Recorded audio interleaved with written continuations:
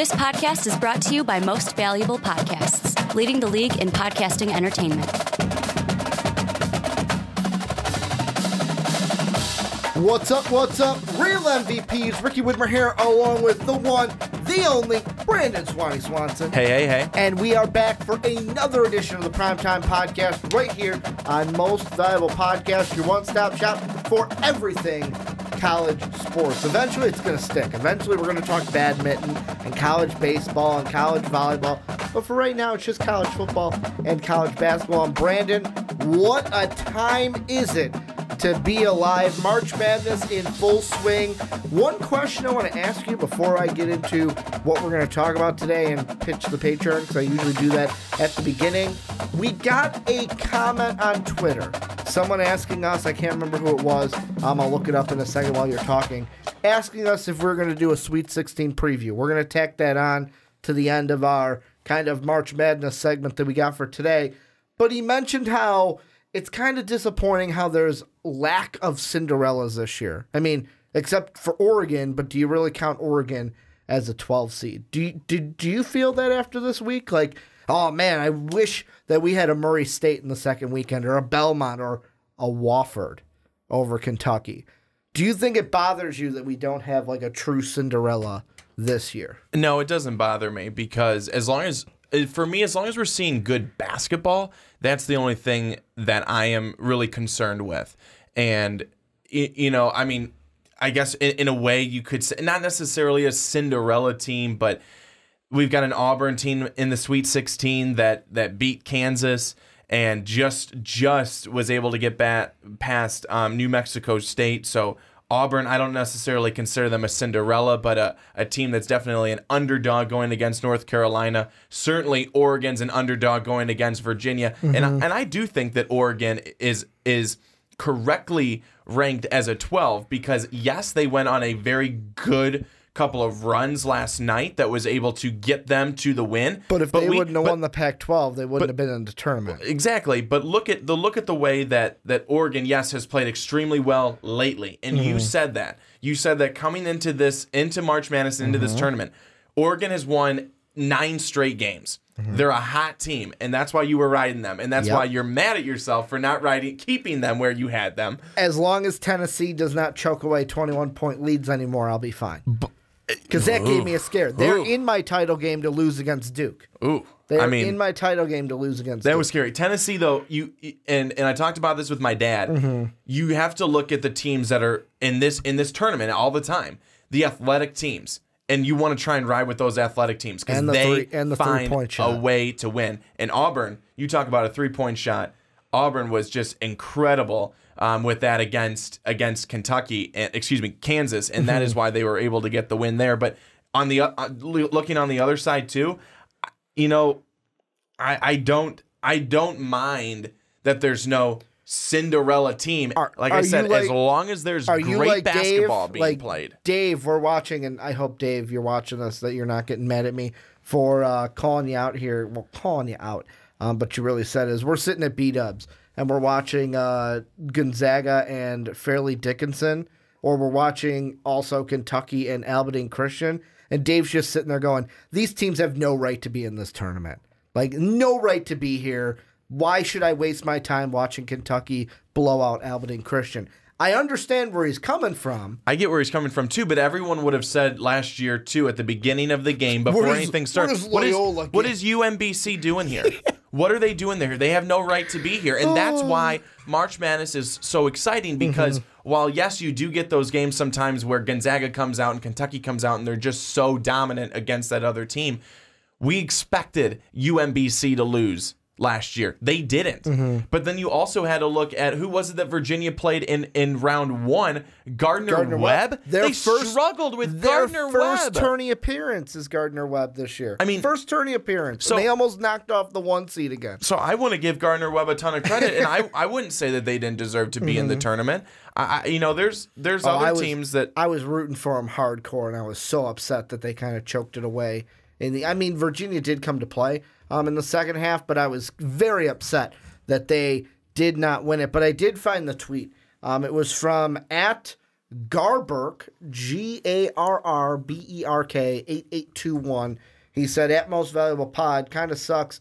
There are no real Cinderellas this year, not counting Oregon. And then that's when he asked that the UCF Duke game was crazy. Are we going to do a Sweet 16 preview? We're going to look at the Sweet 16 and the Elite Eight because we're going to talk about March Madness, mainly looking at Duke. Are they in trouble? Are they going to be able to go all the way? Kind of have a rehash conversation about that because I know we asked, could they go undefeated many, many moons ago?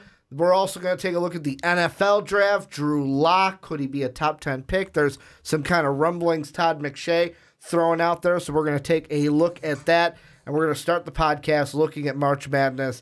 Some prospects that might have helped their draft stock with a good first weekend. I know it's a whole body of work. You hear that all the time in college sports, but having a good first weekend of the tournament really sets you off and really gets you right in the mind of some of these scouts. Before we get into everything, make sure to check us out on patreon.com/Most Valuable Podcast. If you join us at the $10 tier, you can join us on a podcast each and every month you're at that tier. And we're actually revamping our tiers. April 1st, new ones will drop, so be on the lookout for that. But Brandon, let's dive in to the conversation of March Madness and which prospects kind of help themselves in the draft. And usually I say, hey, you know what? I want to kick it off to you for a guy that you have. I know you are ready, and I guarantee I know who you're going to say. I actually want to start off with a guy and kind of just start it from here. And since you say you know who I am going to start off with, who do you think I'm going to start off with? Well, maybe I'm wrong, but this is the obvious guy that I would go with, and that would be Ja Morant. No, that's who I would go with. I think he is solidified to me just because of how well he played, but I'll get into that. I want to hear what you have to say. I wasn't going to say, the only reason I wasn't going to say Ja Morant is because he's always been, like, for the past few weeks, he's been the number 2 prospect to me. I know there's people, and why on the fast break, we had a whole conversation with, I believe, was Jake on that podcast? I think that was the podcast that Jake was on, that there's a reason why people are like, oh, who should be number 2, RJ or Ja? In my mind, it's always been Ja. So that's why, for me, I look at his play and I go, yep, that's exactly why I have him at number 2. No, the guy that I want to bring up is Brandon Clark to start this podcast. Yep. And the reason why is like, so the thing with this Gonzaga team that's kind of interesting to me is there's ebbs and flows. There's so many people on this team. You've got Perkins that plays well. You've got Norvell Jr. You got Tilly that's coming back from an injury. Brandon Clark, Rui Hachimura. That it's kind of like an will everybody eat in a game where you look at the 16-1 game where they played against Fairleigh Dickinson. Brandon Clark, 5 of 8 from the field, very efficient. 2 of 5 from the line. Not the best. 8 rebounds, though. 3 blocks, 12 points in an 87-49 Bulldog win. But then they play Baylor in the second round. 83-71, a little bit closer game. Brandon Clark goes to work and was eating it up. 15 from 18 from the field. 6 of 8 now from the foul line. Still grabbed those 8 boards. Scored 36 points and had 5 blocks. And there's a part of me that I want to say in the last mock draft we had for the fast break, I had him outside the top 10. If he has another performance or another 2 performances like he had against Baylor, there have been people in our comment section that have said, hey, watch for Brandon Clark. He's going to be on the rise. And I think they'll be right. I think he could solidify himself with another solid performance, could solidify him as a top 10 pick. But you were already around that because you had him as a top 5 prospect in our last big board. I did, and I would like to let people who do not believe I know anything about being able to put people in a big board, I would like to take some credit on that one for myself. You know, I don't get many, but credit where credit is due. I would like to do that. And it's only because, you know, I know we talked about Rui Hachimura earlier in the season, and Rui's been a good player, but he played better in the Fairleigh Dickinson game, not so great. No. Baylor game, but also, like I said, they've got so many people on this team. Brandon it's like, Clark also took over in that Baylor game. Exactly. I mean, he took over. It's like, hey, go to work, B. And I also think that, you look at what Brandon Clark's done in terms of his points and everything like that, but look at this guy as a blocker. He's over his last 5 games, he's been averaging 3 blocks per game. He had 5 blocks in that Baylor game. He had 4 blocks in the first game against St. Mary's, and then he had 3 blocks in the Fairleigh Dickinson game as well. He's also been an outstanding defender. That's also where we have to look at with Brandon Clark, and he does it on both sides of the floor. He's close to these last couple of games. He's been close to a double-double, 8 rebounds in both of those contests. He brings a lot, Brandon Clark does, in terms of high energy and certainly his scoring ability. And then he gets back on defense, and he is just an absolute protector around the rim to make sure that ball is not going in for the opposing team. He's a fun player to watch, and that's again that goes to that kind of that high energy. He's a good player, and I think that I'm really glad that you brought him up, Ricky, because he was another guy on my list as well. His stock has definitely risen for me in these last couple of games, especially when you look at the Baylor game. Like, the only question I have about him coming into the draft is kind of the same thing. I was watching a short video from ESPN where they were talking about Taco Fall, who went up against Zion this weekend and played really well against Zion Williamson, except for fouling out at the very end. And their kind of consensus with Taco Fall was that, he's probably not going to fit. Like, if this was 5 years ago, Taco Fall would have had a spot in the NBA. But now with everything being spread out and the 3-ball being a big thing, and 5s now having to come up and guard on the perimeter more than they would have in the past, they were kind of saying, oh, well, it might not be right for him. He might have to go overseas. And then I think it was Jay Williams said, oh, the league is very cyclical. If it comes back to being a big man's game, then he can come over after playing overseas. Kind of similar thing with me and Brandon Clark, where, yes, he scores points. He's I'm going to say phenomenal defensively. And the thing that I think helps him is the style that Gonzaga plays in. They're very up-paced. They're very up-tempo, which a lot of teams are doing at the next level. But I look at the 3-ball, and this year he only shot 14 threes. He's only made 4 of them. So he's probably going to be at the 4 position, being 6'8", 215. With having that 3-shot, can he develop that? Because obviously I feel like he's got the shot because his free throw percentage has gone up each year he's been in college. Can he develop a 3 at the next level would be my only question for BC. And again with Brandon Clark is he's just about a 70% shooter from the floor. So you think if he can so he's very consistent. Yeah. So if he can perfect his shooting from beyond the arc and then get consistent there, he could be very dangerous. Is Ja Morant the next going into the guy you bring up? Do you want to bring up Ja first? I'll just bring him up really quickly since, again, like you said, there's not anyone that's going to be surprised by that. I just think that people are going to go, no shit, Brian. No, they are, but but we talk about, who solidified. Ja Morant solidified it. He solidified he's the best player on his team. He solidified that he should be the number 2 pick in the draft, and he's the second best player in all of college basketball. He is. He's outstanding. He can do it all. And you talk about a guy with high energy, great ball movement, a guy who can handle the basketball, someone who just has great floor presence. That's Ja Morant, and he's been fun to watch. He'll be a great addition to the very boring NBA. Sorry for anyone who actually likes it, but I would want to bring up the next person who I'd actually like to talk about is Kobe White from North Carolina. He is outstanding and fun to watch. Talk about a really good kind of floor manager, someone who is able to see the court well, who can drive it into the basket and put it in. I mean, he's phenomenal. He's a really fun player to watch, and he's shifty, and he's a tough player to defend against. No, and he's one, too, that I really wanted to see that second matchup, and it's kind of why I picked it in my bracket of Washington going up against the Tar Heels from North Carolina, because I wanted to see if Matthias Thybulle, who every time we bring him up on the fast break, because Sean loves Matthias Thybulle, he's always talking about his defense. And Kobe White in that game goes off for 17 points. And the thing kind of similar to Brandon Clark is North Carolina is a really good team. Like Luke May can get you points. Cam Johnson can get you points.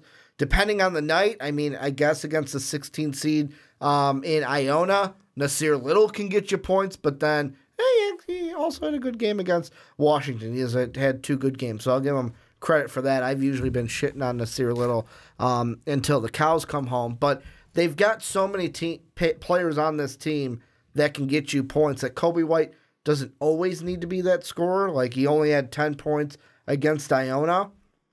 But, like, in the last game against Wisconsin, like I said, 17 points, 4 of 7 from 3.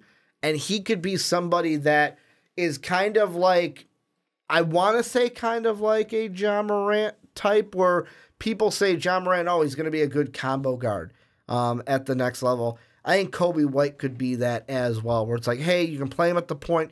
You can also play him at shooting guard, and he's going to be fine for you because not only can he facilitate other members on his team, if you get him the ball, he can score the rock, and that is so vital to any team. Kobe White will probably be in my top 10 the next time we do a mock draft. Well, mock draft and big board. Ricky, I think really the only negative with Kobe White is that he needs to cut his hair. I mean, it's a little long. Like Dave was saying, oh, is it the Alfred Payton where it's like, we made a joke about it on the fast break where it's like, oh, how tall is Kobe White? Oh, he's 6'5". And Sean goes, really? He looks like 6'1". And Dave goes, well, it's about 3 feet of hair he's got on top. So, I mean, the hair adds a lot to that height to where he might be 6'1", but he's measured at 6'5". Another guy I am going to bring up is I'm actually going to duel 2 guys together. Okay. And that is Grant Williams and Admiral Schofield. And the reason why I say that is Tennessee, ever since the tournament started, and I know it's only been 2 games here, have really, I know they blew a 25, 21 point lead against Iowa. Grant Williams in the Iowa game really showed me why I like him. Where I know that many people are going to say for a 4 in the NBA, might be a little undersized. Like, Brandon Clark was 6'8". Grant Williams is 6'7", and I know that people like Sean have always said, like, oh, well, at the next level, when the guys are bigger and faster and taller, he's not going to be able to body guys and use his strength like he does at the college level. But the thing I saw from him is that he could be somebody that you could play at the 4, kind of in a small ball lineup almost. And he's got kind of ice in his veins, where in overtime he was shooting jump shots like, you know what, this is my game. I'm going to take it over. But also he's got that J to where it's like, you know what? I don't have to play around the basket. I can play from the outside. Although I don't shoot a lot of threes and I'm not that stretch 4, I can stretch it out a little, hit a short J, and kind of add that to a team, kind of a power forward with small forward abilities. And then Admiral Schofield, to me, has just been catching fire at the right time to where he's always been like a 21 through 30 guy in my mock drafts. He might be moving up a little bit based off of these last 2 games where he's shooting well from the field, about 46 and 42. And then from 3, he's hitting 3 of 6, 3 of 7, and he's hitting it consistently after having that bad game against Auburn. And that's what I was going to mention too, is I wanted to really pinpoint Admiral Schofield here, is that he's been shooting pretty consistently from 3. And what he's also done well is as a rebounder, as a presence out there, I couldn't believe that he had 17 points in the first half against Iowa, 2 points in the second half, wasn't much of a factor in the second half really at all, then doesn't play at all in overtime. Yeah. That didn't make any sense to me. I mean, I know Tennessee was hitting almost every shot that they were taking in overtime, but so they didn't necessarily, quote-unquote, need him. Coach's decision, I guess. I'm still surprised that he wasn't in there, but you're right. He's catching fire at the right time. He's playing some pretty good basketball. And he's shooting it pretty well from the field as well, from the free throw line against Colgate, 100%, and then 66.7%. You always want to see that higher, but he's been a player that without him, Tennessee would not be where they're at right now. And I will say the one thing that always scared me about Iowa, which scared me in that second half, was when they catch fire from beyond the arc. It's like a wildfire. You can't stop it. Like, I watched it firsthand in the Big Ten tournament, watching them beat Illinois to where it was like they had any shot working for them. And it was kind of that same thing in the second half where it's like, oh, they're catching fire from three now. You've got, I know Wieskamp only went 1 of 5 in that game, but you had like Moss and Bohannon starting to pick it up a little bit. Yeah, when they catch fire from three, it's kind of hard to stop them. Who's another player you want to throw out there? Might have helped their draft stock. Well, my final guy is the Big Ten Player of the Year, Cassius Winston. Can I package in Carson Edwards with him? Like, I would love to. I would love to. Both of them have been playing really well. I would love the past to package in Carson Edwards. If we had Matt on the phone right now, he would love to package in Carson Edwards as well. I want to first just touch on Cassius Winston. This guy means so much to his team because when he's not scoring some big points, hitting some clutch shots, he is making everything on the floor work. He's feeding everybody. The assists that Cassius Winston puts up per game is incredible. He is such a good player to have out there on the floor. He is such a good presence out there for Michigan State, knows where his guys are, knows how to feed them the basketball, and he knows how to score himself. He's an extremely fun player to watch and such a huge player for the Spartans. And then Carson Edwards, oh my gosh. I was texting with Matt back and forth, our patron, Matt, and talking with him, he said, this is the Carson Edwards that we can see. It's the one on the podcast that he said he wanted to see. Yes. The one we're talking about, the Carson Edwards against Villanova. Yes. Like, that was the one that on the podcast when we previewed March Madness, Matt said, I hope we see that Carson Edwards, and we got to see it against Villanova in a game. Like, and to me, it was so important that it came in the game where we were saying, oh, well, it might be an easy win for Villanova because it's a home game for them and not a home game for Purdue. Well, now Purdue gets to go to Louisville, which is a little bit closer to Indiana than Hartford, Connecticut. Yeah, I mean, I know I'll give you some time to talk about Carson Edwards as well, but, I mean, I haven't seen a game, and I haven't watched a ton of Purdue games, but I haven't seen a game where a player has played, even in this tournament, as well as Carson Edwards played in that game the other night against Villanova. And I don't think I've ever seen a Purdue game where Carson Edwards has played that well. I mean, he was so lights out from beyond the arc. Everything was just in his favor.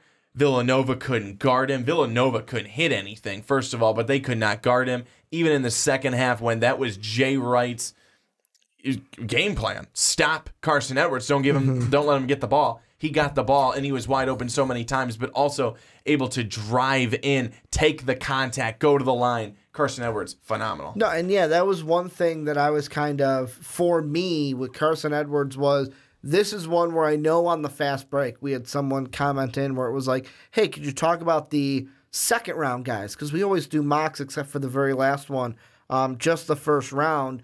This was a type of performance when I say that this was one that kind of rose his stock to where I was almost, it was like Carson Edwards, okay, he could be at the end of the first round. Then I was kind of like, okay, he's an early second. All right, now he's a mid-second. And I was towards the end of the season like, you know what? I know he's good, but I think, like, I was at the point where I'm like, I think he's going to go undrafted.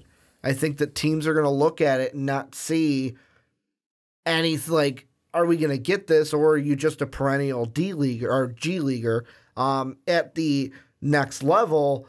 But then this Villanova game happens. And if he can kind of have another spark or two in this tournament, then that could mean that, hey, you know what? He can solidify himself. I'm not saying he's going to play himself into the first round, but he could solidify himself as a second-round prospect, and that could really help him actually getting drafted compared to, hey, getting undrafted. And you said Cassius was your last guy? Yeah.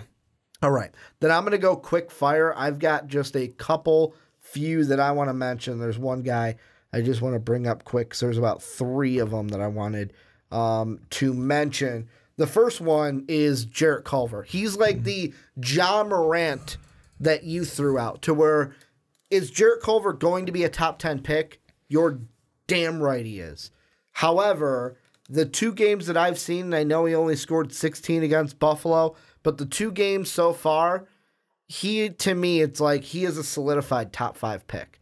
He is top 5, and if anything, the only one that might move out of my top 5 is Cam Reddish. Like, if I'm moving one of them, I got to move Cam, because Jarrett Culver is proving can shoot from 3, can block shots, can steal the ball. Now, the 5 turnovers against Buffalo, that is a little bit of a problem, as he's had a few of those games, but especially that Northern Kentucky game, because they were a team that in the conference championship for their tournament, I was like, I might pick them as an upset. And then I saw that they got paired against Texas Tech, and I went, I'm sorry, Northern Kentucky. I can't pick you to beat Texas Tech. Another guy I'm going to throw out there, and this is a guy that I've always thrown in my first round, but I don't think he's going to be a first rounder anymore. But he's solidifying himself as an early second to me. My boy out of Oregon, my boy Lewis King. I cannot go a draft segment without throwing some love at him. Ever since he's come back from injury, he's been a key offensive player for this Oregon team. 17 against Wisconsin, perfect from 3. 16 points, 50% from the field, 4 of 7 from 3, and also grabbing down some boards. Not as many as he did in the Pac-12 tournament, but he was still getting the rock. I just want to go ahead. Were you going to say anything else about him? I have one more that is kind of a faller a little bit. I just wanted to make mention. Back in our big board number 1, I had a guy there that people, they didn't agree with it. They couldn't believe I had him there, and he is showing up in this tournament, Kenny Wooten from Oregon. Yeah. I remember, because I'm listening to the first game that Oregon's playing. Did you have Wooten? I did. I had him at 15. Wow. I had him at 15, and people were like, "You're an idiot. How can you?" And probably was, but what a couple of games that Kenny Wooten has been having for the Oregon Ducks on the scoring side, and nothing's getting into that hoop with him down there. It is just not happening. So I wanted to go in and just say he's had a phenomenal March Madness tournament so far. I don't know if that's going to do anything for him in terms of his stock, but if he'll be anywhere in anyone's minds. But I just want to go on record to say I had him at number 15 in my number 1 big board, and he's having himself a really good tournament so far. Now, one guy I'm going to throw out here, when I say faller, I'm not saying like out of the first round. I'm not saying like, oh, he's going to fall from top 10 to bottom of the first round. I'm just saying he might fall a few spots if I do a mock draft, or if I have to choose between him and another guard, I might go with a different guard because of what I've seen recently.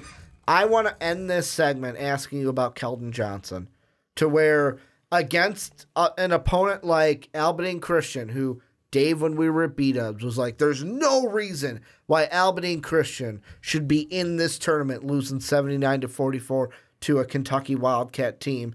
Keldon Johnson goes 25 points in that game.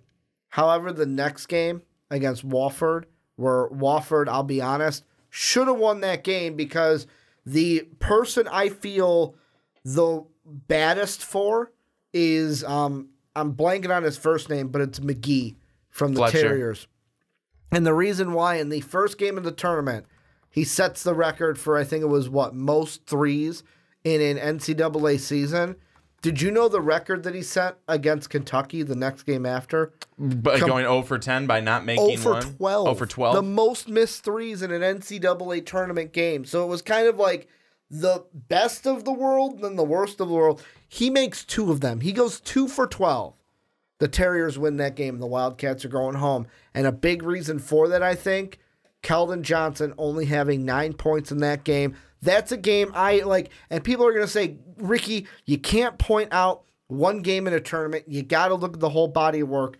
Two things I'm going to say about that. Number one, you look at this season, there have been games where Keldon Johnson's kind of disappeared a little bit. Only 4 points against Alabama in 22 minutes. He had in Auburn and Mizzou, 8 points and 5 points. 9 points against the Gamecocks. 9 points here against Mississippi State. There are some games where he disappears. And this game, he needed to show up. And I'll be honest, he needs to show up next game against Houston, because P.J. Washington was not playing this game. If P.J. Washington is not playing against Houston, I will make a bold, I'm not going to make the bold prediction. The reason why I'm not going to make it is I don't want to curse the Houston Cougars because I have them as a Final Four team, but I will say this.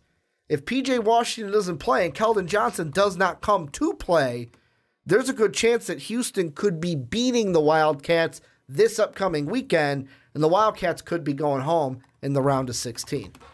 Is he related to Cam Reddish by chance? Because that's who you described when you're talking about Keldon Johnson, and you know that's the worry of some of these players is, are they going to show up for the big games? And obviously, he showed up and had 15 points against Tennessee. They lost 82-78. I mean, it was a close game. He went 6 of 10, from the floor. Not a bad game at all. But then he obviously, as you said, Abilene Christian, it was a very easy game for everyone on the floor at 25. Is he going to be able to show up in big games down the stretch when they need him, especially like you said, if P.J. Washington isn't able to go? And by what they were talking about, the announcers were talking about on the broadcast in their game against Wofford, it doesn't sound very optimistic that PJ Washington? Yeah. I wanted to say Williams, and then I'm saying Washington. I didn't know which one was correct. You're thinking UNC, you got that Roy Williams on the mind. So PJ Washington is in that cast. He's got that little scooter. It doesn't look really optimistic that he's going to be able to go. I understand that he's got, 3-4 days here now to get things together and try and shoot on it, try and walk on it, play on it a little bit. They play on Friday. But they're going to be the Friday, the very last game at 9 o'clock Central Time. Really, I think you have to be game planning as though you're going to be without him. So that's going to mean that you're going to be relying on Keldon Johnson a lot more, and you're going to need him to at least be close to get his season average, and then go more. And his season average is 14. And the last Just guy here at the end, 14. I forgot I was going to do this for Sean because Sean would get upset if I did not. I got to throw a little bit of a sprinkling at Naz Reid. Yes, he was amazing. Not just the amazing job he did against Florida in that 76-73 loss in the SEC tournament, but against Yale had a good game. Didn't hit as many threes as I thought he would, because, he 3 of 4 from beyond the arc against Florida. I'm like, oh, man, maybe he's adding that 3 to his game, 1 of 3 and then 0 of 3. But 13 points, a total of 14 boards in the 2 games. The Maryland game was a little down, but hey, at least they got the win over the Maryland Terrapins and are moving forward to play Michigan State. Sean would be upset if I didn't throw some love at Naz Reid for his performance in the last 2 games. But this is where you guys come in. Let us know what you guys think down below in that comment section. Were there guys that we didn't mention? Were there guys that you think should have been on this list? Were there guys that you, like Keldon Johnson, think didn't play well and should be in our fallers, or should we talk more about fallers? Let us know what you guys think down below in that comment section. But Brandon, let's move on into our next topic. And if you were on YouTube, you're thinking, well, wait, whoa. Guys, our next topic, this is the first one we're seeing from you. We're kind of doing things out of order. For YouTube, you're going to get our second topic, then our first topic, then our third topic this week. Podcast services around the world. You guys are rolling right through. This is the second topic on podcast services. First topic on YouTube might be a little confusing, but we're kind of mixing it up this way for this week. And speaking about our podcast services, if you're on iTunes or Apple Podcasts, or if you have an Apple Podcast account, make sure to go on over and give the Primetime Podcast and all the other MVP podcasts a 5-star rating. It really helps us out. We get into the ears of more people, get our podcasts in front of more people. They might be listening in their cars. They might be listening while they're chilling by the pool because, they live in California or Florida and it's not still in the 30s in late March like it is here in Chicago. So, please go over and while you listen to the podcast on iTunes, give us that 5-star rating. It would really mean the world to us. But, Brandon, let's talk. We talked a little bit about March Madness as it relates to the draft early on. YouTube, you'll see that tomorrow. But let's talk a little bit about the Duke Blue Devils. We're going to do a Sweet 16 preview. We'll save that for the end where we'll kind of run through the Sweet 16 games and give kind of our slapshot or snapshot thoughts about those games. But with I like slapshot. The slapshot. We're playing a little hockey here, Brandon. But with the Duke Blue Devils, almost lost to Taco Fall and the UFC. Many would say Knights. Should have. It was I'll be honest, very Patrick Ewing-esque in the NBA playoff series against the Indiana Pacers from like the mid-90s where Patrick Ewing driving up the middle of the lane, puts the layup in. He thought there was going to be contact, but there wasn't, so he let it up softly, and it went ba-dunk, ba-dunk, off the back rim, off the front rim, and they did not win that series. Kind of was the same this time with, the layup went in, it went out, and then the putback didn't, and it went, and it rolled out. That top view is just so heartbreaking to watch from the camera above the backboard. But, Brandon, I want to throw this out at you. Is Duke in trouble heading into the Sweet 16? Max Kellerman. No, they're fine. There's no one's got a blueprint no one showed to us the beat blueprint. Duke. Duke has. I said it to my buddy I was watching all the games with yesterday. Mm-hmm. Duke was in that post-game locker room. They didn't feel like they won. Yeah. There's no way that one of those players actually felt like they won that game. Zion felt like he won because he wins every night. Well, regardless of the team score, he had 32. He felt really good about himself. But you certainly don't walk away from that game feeling happy. No. Or feeling good about the performance that you just had. And nor should you. Survive and advance, baby. Survive and advance. And that's what it is all about. That's what March is certainly all about. And I totally get that. But Duke, are they in trouble?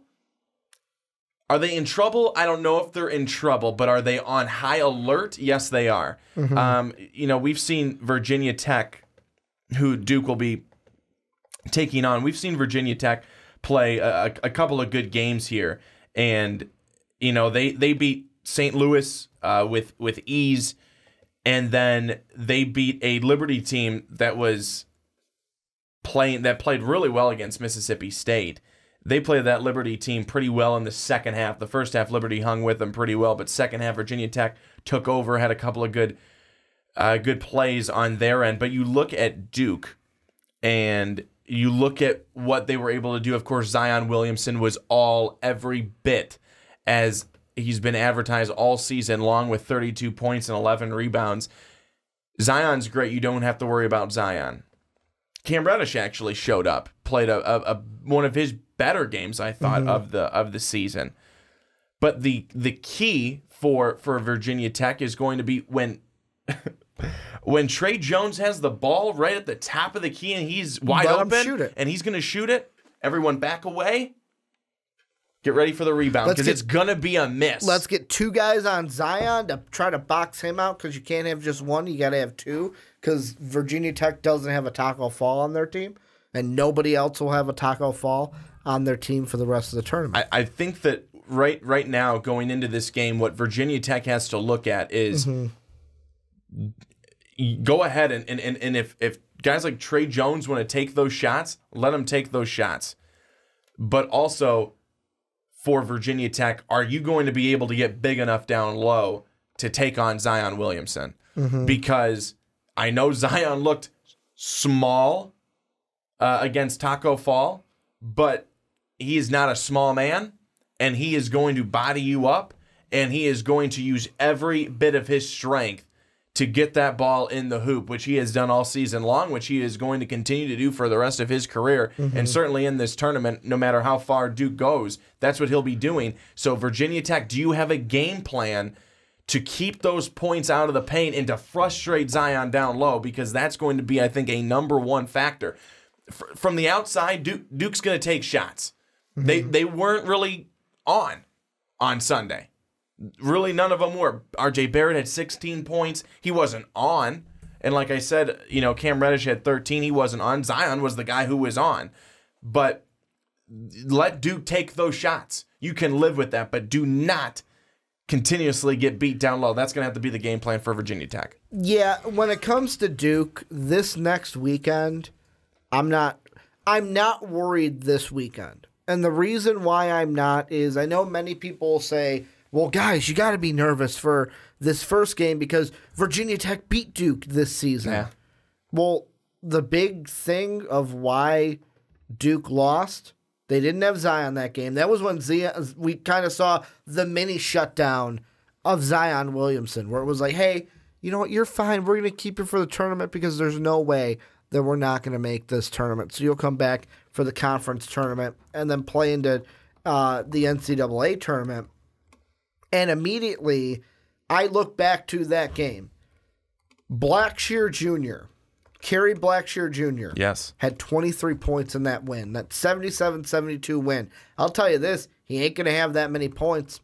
And the reason why I say that is Zion will be there playing defense on him this time. And he was a guy that, yes, I know 9 of those points came from the line. You could say, well, if he gets Zion in foul trouble, then maybe. But the reason to me why he was going so much to the line is Duke didn't have an answer for him. Without Zion out there, they didn't have that 6'10 presence out there to match up with him defensively. Yeah. That's going to change right away. He's going to have a kind of lesser performance. Also, if you look at it, in the last game against Liberty, he got into foul trouble. I could see that being a similar story here because, to me, Blackshear Jr., not the most sound defensive player. Is he a turnstile? No, but he's not someone that's going to light you up on the block with his defense. So, to me, I could see him getting into foul trouble. I could see him maybe fouling out late in the game like everyone was saying, like, oh, man, Taco Fall, and no team has a Taco Fall. Taco Fall late in the game fouled out to Zion. And there's a reason, because Zion, being the best player in college, is kind of hard to guard even when you're a 7'6" monster out there and are taller than Zion Williamson. So that is the first thing I look at. Then I look at their next matchup, and to me, there's nobody on Michigan State that can match up to Zion Williamson. So I could see, now, I will say, LSU's a little bit different. Naz Reid versus Zion might be interesting just because they're both taller, bigger guys and can, like Naz Reid, hey, we're going to have to need you to put some work in on Zion and kind of slow him down. But I expect Michigan State to move on. That's why I threw out Michigan State. But LSU still has a chance, and that would, of course, make it different. But my biggest thing that I worry about is them in the Final Four. Because I'll tell you this, if this team that showed up these last two games, especially the one that showed up against UCF, shows up in Minnesota on that Saturday against the Gonzaga team, Gonzaga will beat Duke again and go on to the national championship on that following Monday. You really think Gonzaga's going to make it to the Final Four? They have a chance. No, they do. I think Gonzaga will beat Florida State. Then it's a toss-up between either Texas Tech or Michigan. But I think Gonzaga has a very good chance now of making it to the Final Four out of the West region. Like, they're just a team that they have a complete team, and I don't think there's a team that can do what St. Mary's did to them, and 2, I don't think they will shoot that poorly after what I saw this first weekend of the tournament. I still think you got to watch out for Michigan. No, Michigan could be a tough one. I know that Texas Tech, it's Michigan still has to go through Texas Tech, but after what Michigan did to Florida this past weekend, and I know they only won by 15 points, but only 15, and neither team actually played all that well in the second half. But Michigan can really get going from beyond the arc, and then they've got them big guys in there too. So I mean, they're a sound team. They've got to be, John Beeline's got to be proud of that program that he's built up again this year. They lost some guys last year, but they returned a lot this season. So like your boy Charles Matthews. Yes. Yes, and then Jordan Poole, he's obviously fun to watch too. So I mean, I like Michigan. I've got them in my Final Four. But going back to Duke, I think the next time they really have their challenge is going to be against Michigan State in the Elite Eight, because I think Duke is going to get past Virginia Tech. I don't want to say it's going to be easy at all by any means, but I think that Coach K is going to really be, this week in practice, it's going to be, guys, we saw what just happened. This is not happening again. We don't want this to happen again. We've got to play harder. We've got to play smarter. I don't think we're going to see Trey Jones shooting so much in this next game, because that hasn't been him all season long, and we clearly saw that that's not him in the game on Sunday. So I think that there's going to be less of that. It's going to be a little bit more efficient from Duke. It was really inefficient shooting on Sunday. That won't happen twice in a row. Duke is going to have a very tough contest, though, I think, against Michigan State, who I believe will get through LSU. So that's going to be the next, I think, really big test for the Duke Blue Devils to go against a very sound Michigan State team. However, Michigan State cannot turn the ball over 20-plus times. It may work against a Minnesota team, but it will not be working against a Duke team. Yeah, I don't know. Or LSU. With me, the thing I see from the Spartans is basically who's going to match up with Zion. And right now they run, let's see, did they run the same three forwards? Yeah. Right now they ran three forwards in there, and a lot of this too can be mix and match, like using a combination of guys. But they got Goings, Henry, and Tillman are the three forwards that they've started. Xavier Tillman is 6'8". You've got Kenny Goings is 6'7". Aaron Henry is 6'6".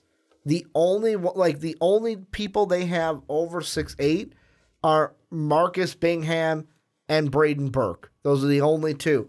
And none of those names that I've said strike fear into my eyes when I've got a Zion Williamson on my team. They will when they're putting the three down. However, and that's the thing. Can Michigan State, can a Virginia Tech, can an LSU, can any of these teams knock down the three so well? Like, phenomenal. Like, if anyone catches fire from three and has team plays phenomenally, it's going to be hard to beat them in March. Like, we have seen for years the three-ball rules in March. The only question I have is with Duke, are they going to be able to find their answer from three? Because when I look just at the big three from Duke, R.J. Barrett this season, averaging 2 of 6 from three, not great. Cam Reddish, 3 of 8, not great. Zion Williamson, we talk about how if he can develop a shot, he would be a certain kind of beast. So I'm just going to leave that one there. Hey, he knocked down a couple of big threes. He can on Sunday. He can knock it down. And again, clutch player. He came through in the clutch. Which is funny. He's not the one I worry about. It's RJ and Cam that I'm worrying about. Oh, sure. One of them needs to come to play, and this Duke team needs to shoot well from three, because the thing that I was looking at was against Virginia Tech. Virginia Tech, I want to say, had 7 and 8 threes respectively in their games. Duke had 8 and 10. So it's like, okay, these two teams fairly similar from beyond the arc in their games. And Michigan State against Minnesota, 6 of 15 from beyond the arc. Against Bradley, 5 of 19. That team also has not been a big three-point team in this tournament, and that might aid Duke if they see both of those teams heading into the Final Four this upcoming weekend. Ricky, while we're on the topic, do you want to go through and just talk about some of the other Sweet 16 games that you're looking forward to? I would love to. I was going to say let's start with the Thursday and go right down. So we'll start Florida State, Gonzaga. What are you thinking? Well, I didn't have either of these teams even at this point. Really? I did. I did not. You had Murray State, didn't you? I did. I tried Murray State. Syracuse? Yes, because Syracuse screwed me last year, so I thought I'll go with them this year. They screwed me again. You want to know what else? Funny thing. What's that? Speaking of Syracuse, you know what today marks the 3-year anniversary of? No. When we saw them. We saw them live in the Sweet 16. 2016, 3 years ago. This very moment, maybe this very second, we were watching games at the UC. Gonzaga, Syracuse, and then Iowa State played. Oh, who did they play? Who did they beat? Virginia. They beat Virginia. Virginia, because it was Virginia and Syracuse were both orange, and then Iowa State and Gonzaga. So FSU Gonzaga. Since obviously I don't have either of these teams at this point. I'm just making this up on the fly. I'm going to actually go with the upset. I'm going to go with Florida State. I think that they're bigger, they're stronger, and if they can hold Gonzaga to limited threes, they'll win. What is absolutely funny, and this is the main reason why I have not thrown this out yet, our bracket pool, I'm first place for probably the first time ever that we've done a bracket pool for MVP. A big thing of why is out of the Thursday games, guess how many I did not have in the Sweet 16? Out of just the Thursday games. How many? Purdue. They're the only ones. I had St. Mary's. Out of the Friday game, guess who's the only team I did not have in the Sweet 16? I had Belmont, not LSU. 2 teams of my Sweet 16 are done. My complete Elite 8 is still alive. My complete Final Four is still alive. And because of that, my champions are still alive as well. With me in this one, I'm kind of then going straight through my picks then. Gonzaga. I originally had what you had and had them lose to Syracuse. But the day the tournament started, that morning I was looking at my bracket and I was like, nope, can't do it. Gonzaga's too stacked of a team, and I don't think any team is going to be able to beat them unless it's the Duke Blue Devils. I'm going to have Gonzaga move right along. They're playing in Anaheim. They're playing at the Honda Center. Not very far from Gonzaga. It's a lot further of a travel for Florida State coming from Tallahassee. So I'm going to go with Gonzaga. And like I said to you in our group chat as a joke, you know, Brandon Clark, he's going to go off for 50 as they move on into the Elite 8. How about Purdue and Tennessee? And could this be the sneaky one that if Carson Edwards shows up, this could be the big upset we see, although it's a 3-2? Yeah, I'm going to go with Purdue again. I really Tennessee's only a 1-point favorite. Yeah, because Tennessee is a good team. They're an athletic team, but I think that we saw what Iowa was able to do against them to come back from 21 points down. That game looked like such a clunker. First game of the day yesterday, and I thought, man, this is going to suck. But it ended up being great. I think it's going to be really hard to defend Purdue's shooting from the outside. Carson Edwards on the outside. You look at Matt Harms on the inside, and Harms can even step out and shoot the 3 as well. He was really big down low. I think that we are looking at a really good matchup, but I'm going to go with Purdue. Yeah, I am, no shocker, going to go with the team that I predicted in our bracket at the beginning of the year. I'm going to go with Tennessee, and here's why. Carson Edwards had a great performance in the game against Villanova. However, what's the word we used with Carson Edwards? He's been inconsistent so far this year. Also, Purdue has a curse. Purdue don't go far in the tournament. This is probably the furthest Purdue has gone in a long time, and they're kind of nervous. And Tennessee, Admiral Schofield, a little bit more consistent. Grant Williams has that veteran-like quality to him.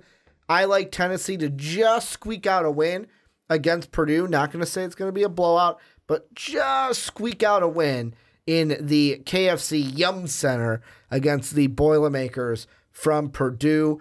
This next one, the next two actually, are my favorite games that I'm looking forward to on Thursday. Texas Tech and Michigan. Because I've loved Michigan the last few years. They were my Oregon of last year, where I was like, watch out for Michigan. Yeah. They're playing really hot. they went all the way to the national championship, and I had them in that championship. Oh, I had them winning in that game. And then we have Texas Tech, who's playing really well. Obviously, Jared Culver's playing very well. Who do you like in this one, and why is it Michigan? I love how you Michigan. put it. I am going to go with Michigan, but I'm interested to see what Texas Tech is able to do as one of the best defensive teams in the country. I'm interested to see how that affects Michigan.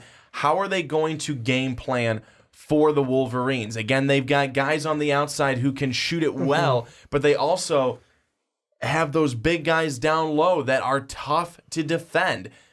How are they going to come out and defend against that offense that Michigan runs? And they're very good. Also, Michigan, I think, what did they say? That Michigan ran the fewest plays in the Big Ten, and it's because they're trying to set up the best play, and they usually get it. That's why they're one of the best teams in the country. So let's see if Texas Tech is able to take them out of their rhythm and force them to put more plays together that are maybe inefficient. But I'm going to go Michigan. Yeah, and that's the thing that I think will play the most into this on the Texas Tech side, is that their defense, Michigan has not seen a defense like Texas Tech all year, I'm going to say. And last year, you know what? Kind of a similar road for Texas Tech, meaning they played Purdue in the Sweet 16, a Big Ten team, beat them 78-65. So they're a team that's coming into this going, hey, we played a Big Ten school last year who was the mighty 2 seed. Well, we beat them. It wasn't until, the next game where we lost to the eventual national champion, which would be interesting because same thing could play out this year where, I'm actually going to see really quick at Texas Tech. So 14-6, 2-1 are the opponents they played last year. Holy crap. Northern Kentucky, 14. Buffalo, 6 seed. Michigan, a 2 seed. Part of me in my second chance, in my main bracket, I should have picked Texas Tech to win this game because it's the same road they had last year. They're just going to lose to Gonzaga in the Elite Eight. However, I'm going to agree with you only because in my bracket, I picked Michigan to go on to the next round. But this and the Tennessee-Purdue game, I think, are the closest games of the Thursday because of how well Texas Tech plays defense. Michigan has not seen that at all this year. And then the Tennessee-Purdue one, let's see the consistency of Carson Edwards going up against Admiral Schofield and Grant Williams. How about the last one from Thursday? Quack, quack, the Oregon Ducks, throwing up the O, going up against UVA. I'm actually going to start with this one. I'm picking Oregon. You want to know why?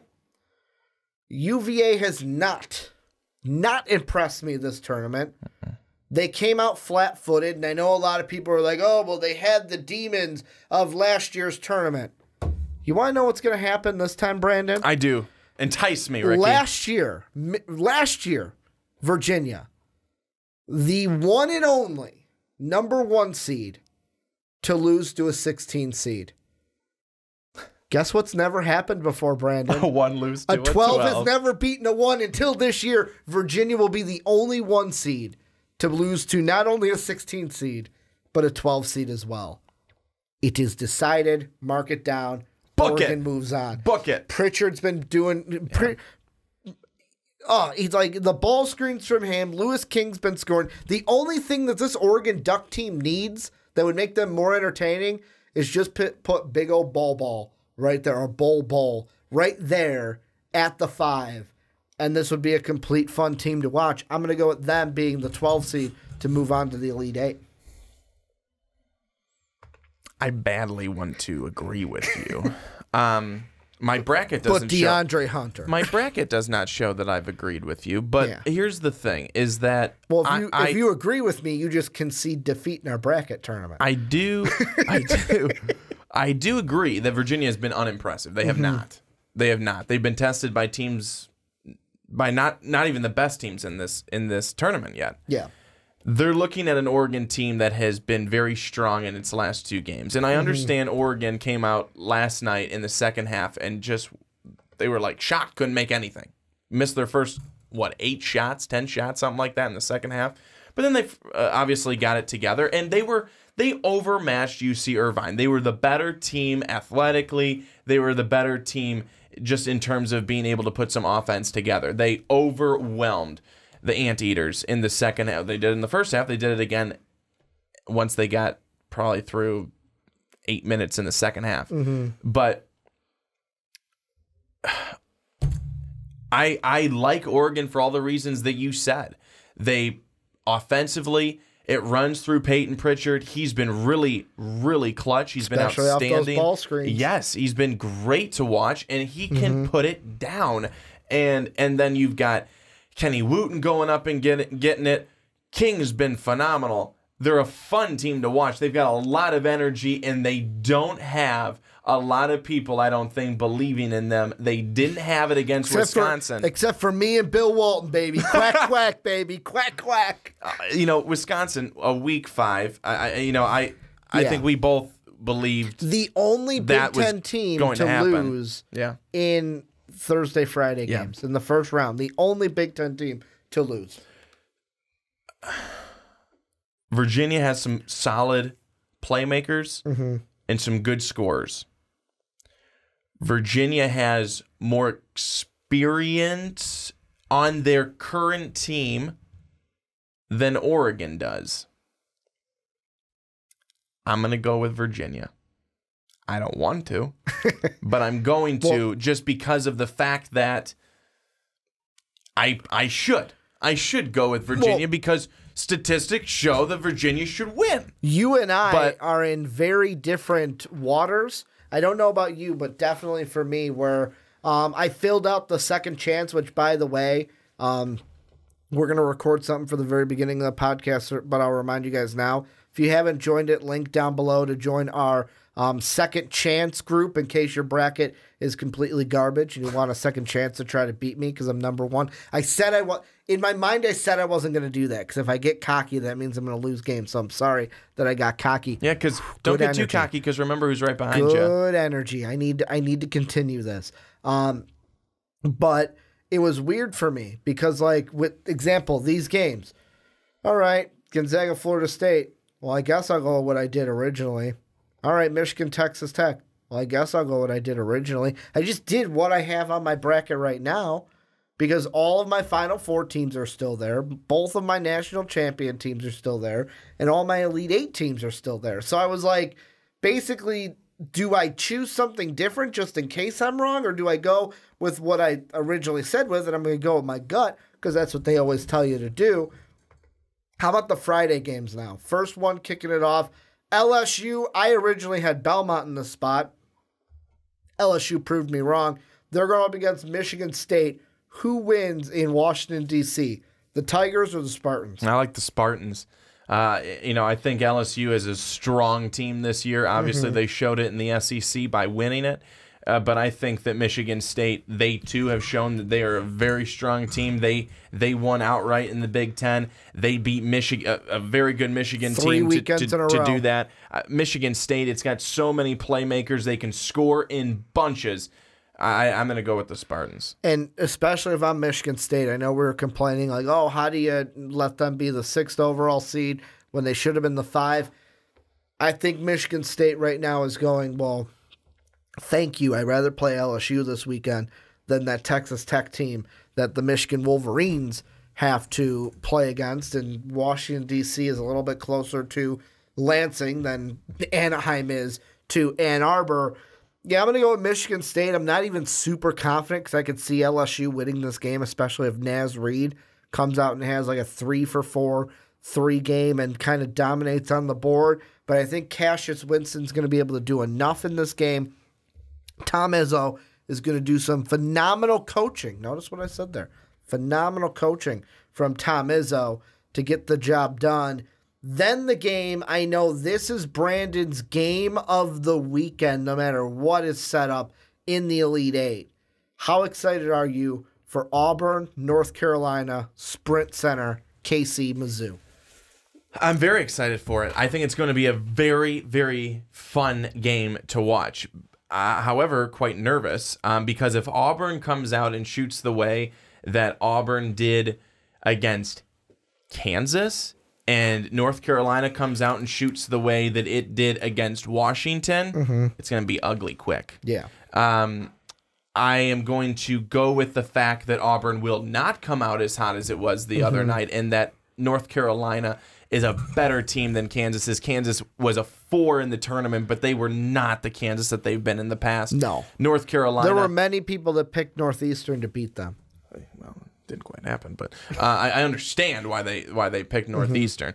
In this one, and it's not my North Carolina fandom in me of going with this. I just think that North Carolina is a more experienced team in this tournament. I think that will help lift them if they're able to get another great performance like they did again out of Luke May, like they did against Washington, and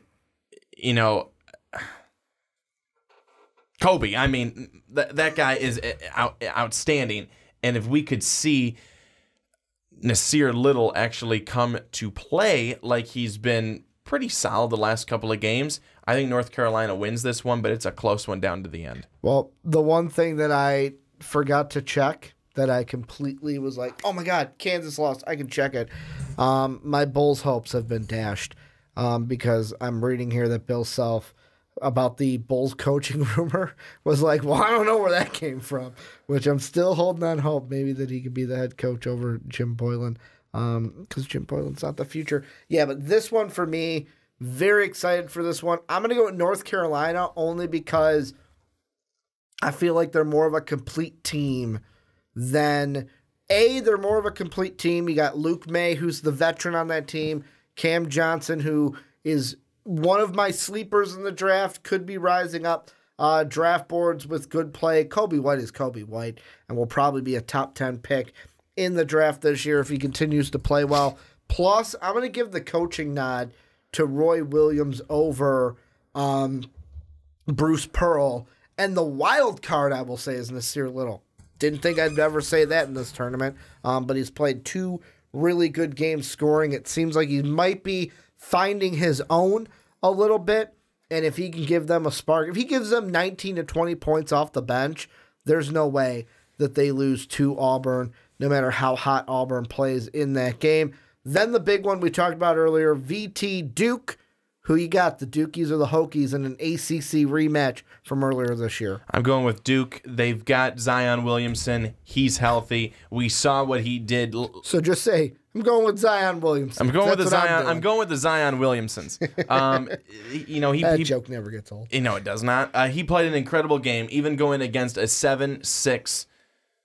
Apparently, that's human. I didn't know that they made him that big, but he was able to still have great success against Taco. And what Duke needs to do is they need to get to what they did to give them success throughout the season. And that is not having Trey Jones shoot it from the top of the key. That is not having Trey Jones shoot it from the right wing. That's having Trey Jones just not really shoot it. Just pass it around, run the offense, and have R.J. Barrett, hopefully Cam Reddish, and then Zion Williamson do their thing. And I think Duke will do that. They'll win. Yeah, the whole reason I look at this is, like I said before, I don't see Blackshear having the game he had with Zion being there. I see this game being completely different with Zion being out there compared to not being out there. And I've got Duke with the win. The only team I feel, there are 2 teams in this tournament I think stand in the way of Duke from winning a championship. That is the Gonzaga Bulldogs, who they'll probably play in the Final Four. That is the North Carolina Tar Heels that they could play in the national championship. Those are the only 2. So the last 2 games that Duke could play will be the only opponents that I think could take down the mighty mountain, which is Duke this year. And then the last one, which I am excited for, Houston, Kentucky. I'll give my pick for this one first. I got Houston. I picked Houston from the beginning to win this one, to upset because, well, not really upset because I had Wofford in my bracket beating Kentucky, which almost happened. If McGee would have hit 2 3-pointers, went 2 of 12 from 3, the Terriers would have been in this game playing against Houston. But Kentucky's slowing down at the worst possible time. They have a good game against Albany Christian. P.J. Washington probably won't play for this one, like you mentioned earlier in our first segment. You've got Kentucky had I don't want to say bad, but they had a not Kentucky game against Wofford. Just had to inch by to barely get out of, had to pull a Duke Blue Devils just to get away from the Wofford Terriers.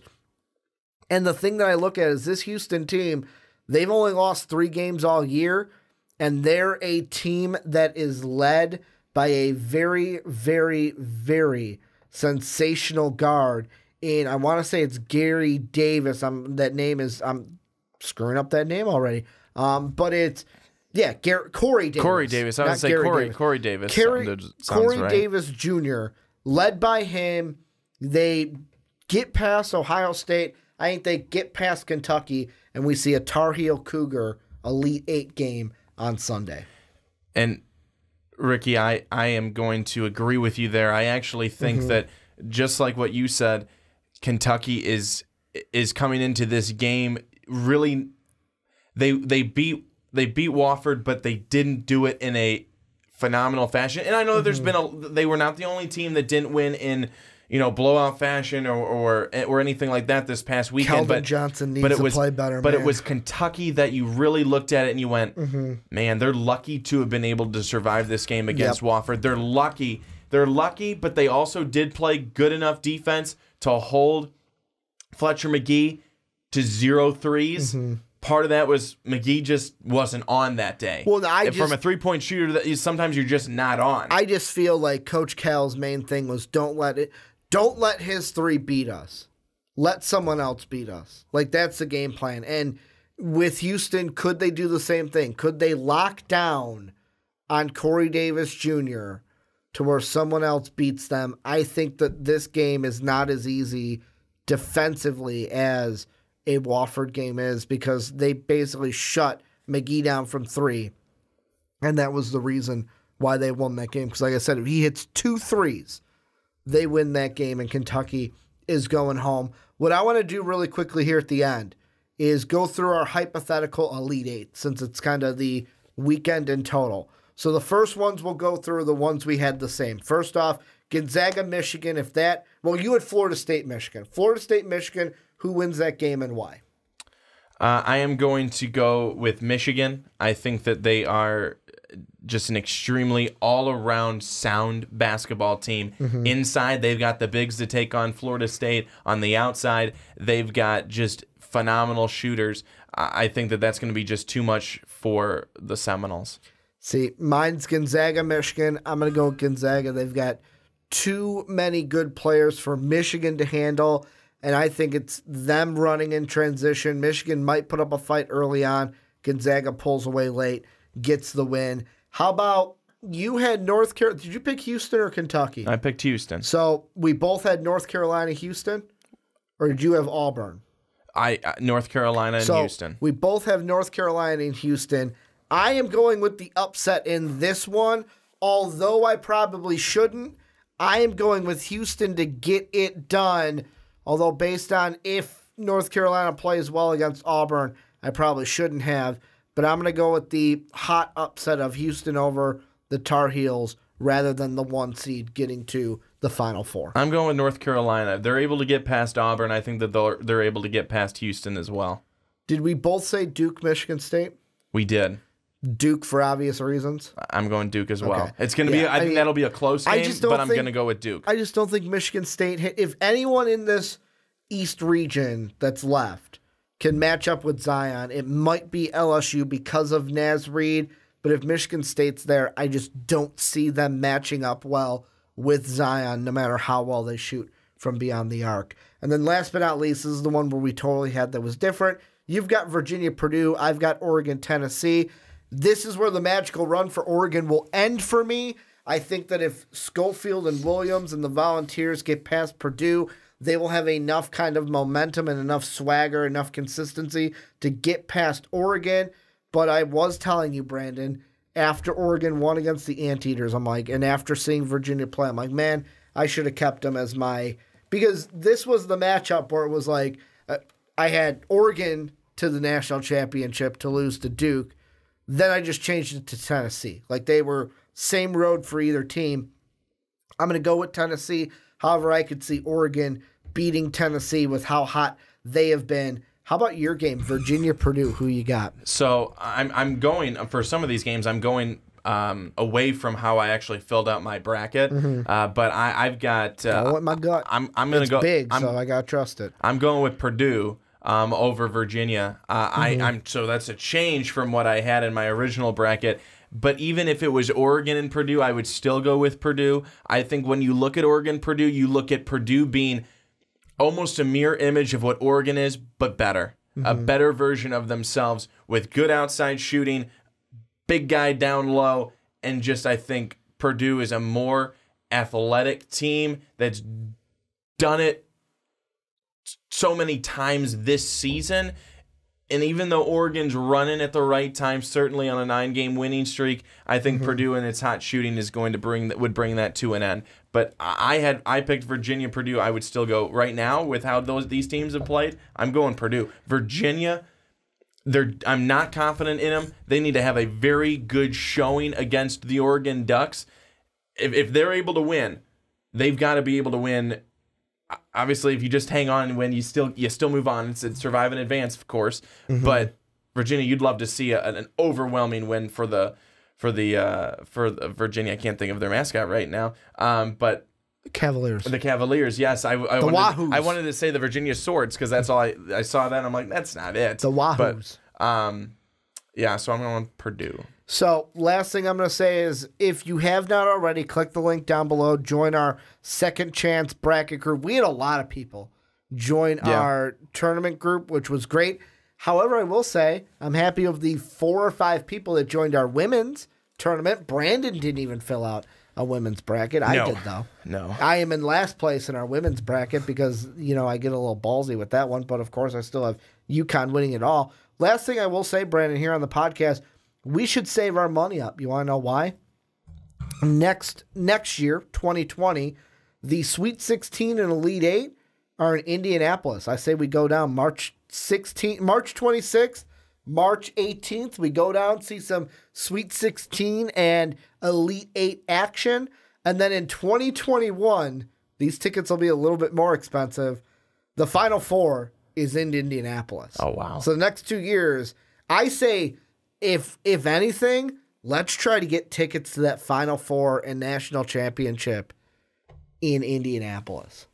Could you imagine seeing? Because that'd be fun. Unless it's going to be, oh, that's right. No. Okay, so they're both there. I forgot that's what they do for the basketball. Because in my mind, I'm thinking, they're going to have it at, Baker's Fieldhouse where the Pacers play. But no. Guess where it is? Lucas Oil Stadium. Ooh, so we get to watch. It's a weird thing of watching basketball in a football stadium, but I get why they do it. There's more people, but this is where you guys come in and let us know what you guys think down below about the Duke Blue Devils that we talked about earlier, and then who do you guys got for the rest of the weekend, Sweet 16 and Elite 8. And Brandon, let's close out the podcast talking a little bit of football, moving away from the hardwood, going to that nice grass, maybe that nice Kentucky bluegrass, or let's be honest, most fields nowadays, it's that nice AstroTurf that feels, actually, by the way, it does feel really good to march on AstroTurf, as I was in marching band in high school and college. It is like walking on pillows or like clouds when you march on AstroTurf compared to actual grass, because there's no bumps and it's nice and flat and it's nice and squishy. And yeah, it's really nice. So if you've ever walked on AstroTurf, you know that it's nice to walk on. I've never been hit, so maybe being hit and driven into it like a football player kind of hurts. It sure doesn't feel great. But sure, I've never done that. I've only marched on it and roll stepped on the AstroTurf. But what we were talking about today is NFL draft. We're taking a look at one of the quarterbacks in the NFL draft, and that is Drew Lock, because we've talked ad nauseum, especially on the onside kick, about Kyler Murray. It's like every mock draft, Mark and I go, well, we're talking about Kyler Murray again. I know you guys don't want us to talk about Kyler Murray yet again, but he's intriguing, so we talk about him.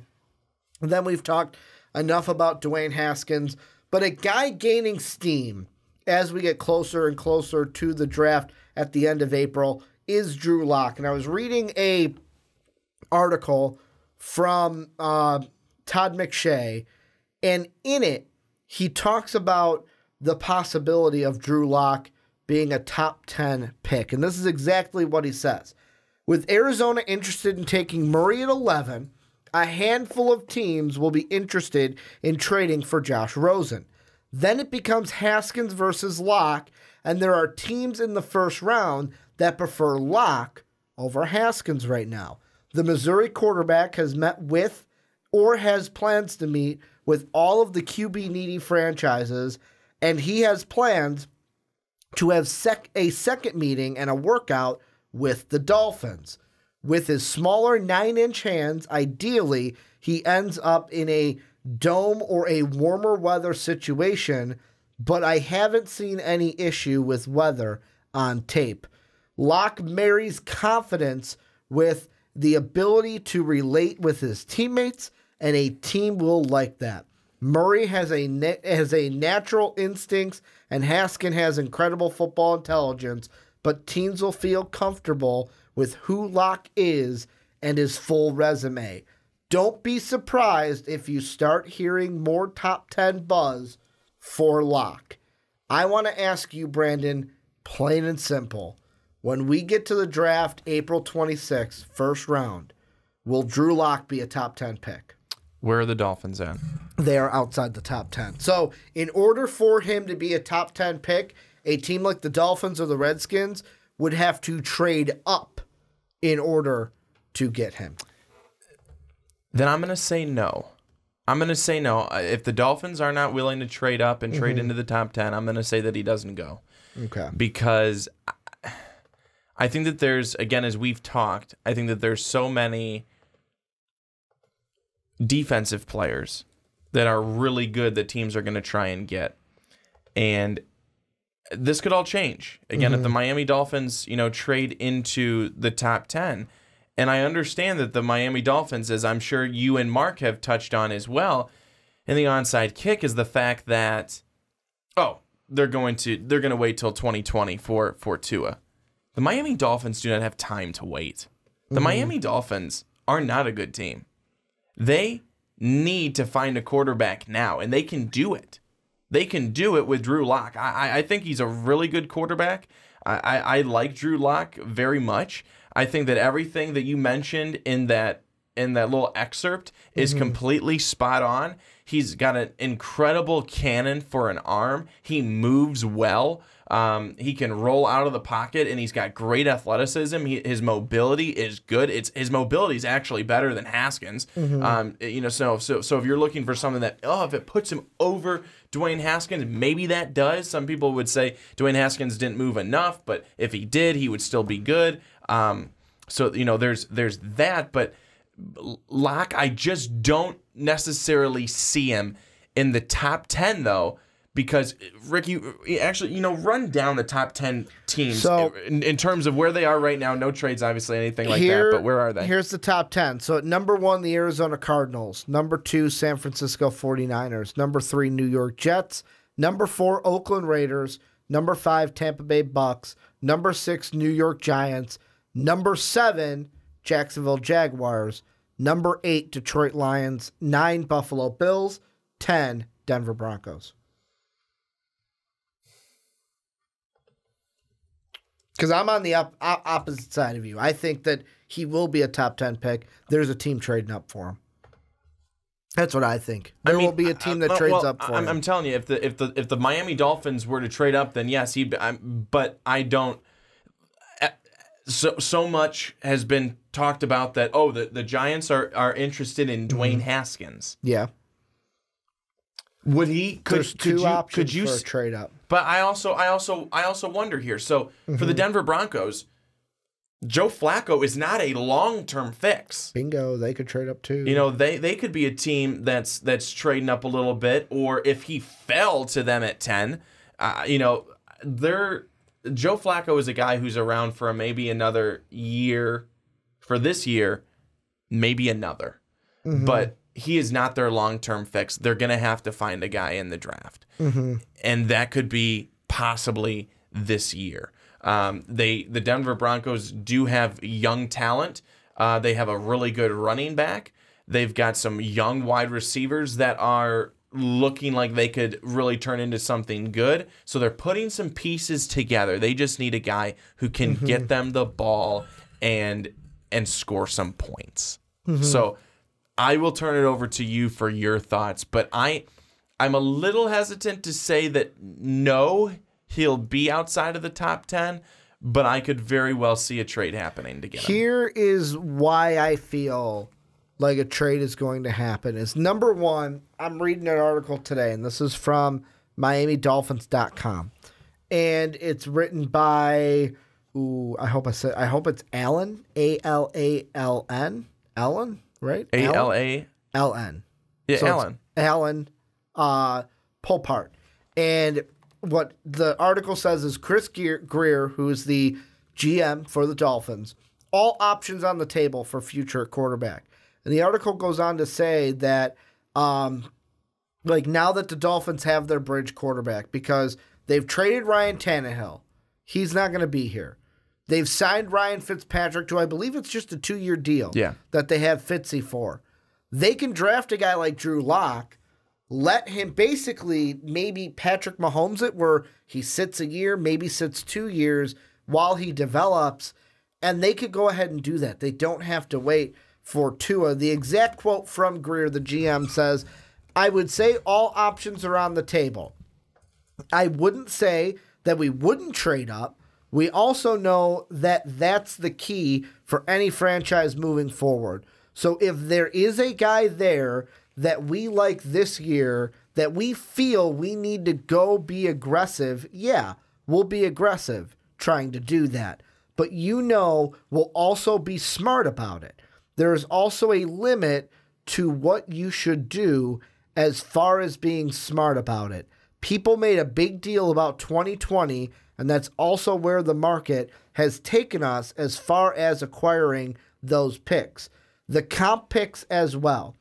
So we'll have a lot of flexibility to do stuff, whether it's this year's draft or next year's draft. So they're kind of keeping the options open. Yeah, but they're not showing their hand at all. But also, exactly, this is smokescreen season. Yeah. And the reason I feel they're going to trade up is because there was a little bit of a smokescreen dropped in early February that I wonder if it catches fire in the last month before the draft. And that was Bob Quinn, the GM for the Lions, basically said this, talking about the number 8 pick. We'll consider any position in the draft at this point in time, whether it's the 8th overall pick or we have multiple picks in the draft. We're in a position now with the 8th overall pick that the whole draft board is really wide open to us. We're not going to really eliminate any prospects, meaning could they take a quarterback at number 8 even though they have Matthew Stafford? And for me, I look at that and I go, Arizona will probably take Kyler Murray. Do I think they should? No, that's a different convo for a different day. I'm not drafting for them. They'll probably take Kyler Murray. San Francisco's got Jimmy G. The Jets have Sam Darnold.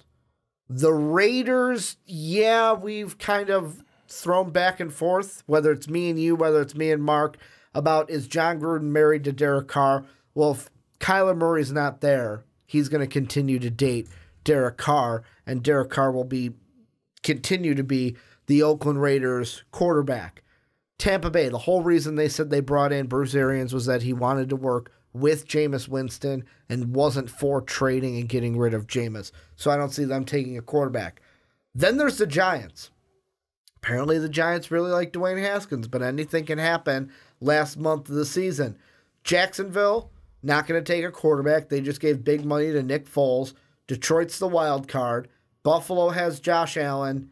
Denver is also a wild card. So looking at that, I think what could happen is Miami might sit there and go, there's only 2 things we can do.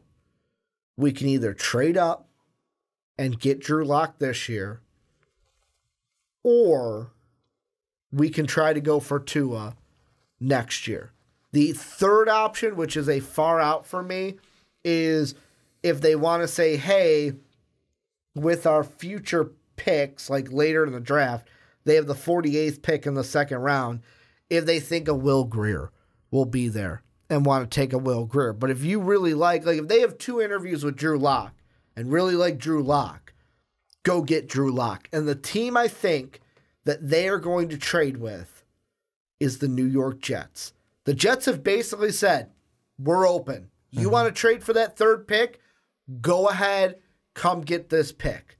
And I think if Drew Lock goes in the top 10, it will either be the first option, Miami trades up to 3 to get him. The reason why they trade up to 3 is because they won't know for sure who the Giants like, and they might be afraid the Giants might take him at 6.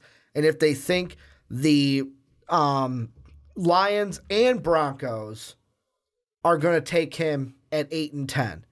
If they think all 3 of those teams could possibly take Drew Lock, or one of them could, they will trade up to 3. Now, the thing you got to look at, the asking price for the 3rd overall pick, we just saw it last year when the Colts traded their pick. The Jets traded up from 6th to 3rd, and the Jets gave up their 6th overall pick, so they swapped firsts, 2 second-round picks, which were the 37th and the 49th, and then they gave up a second-round pick as well.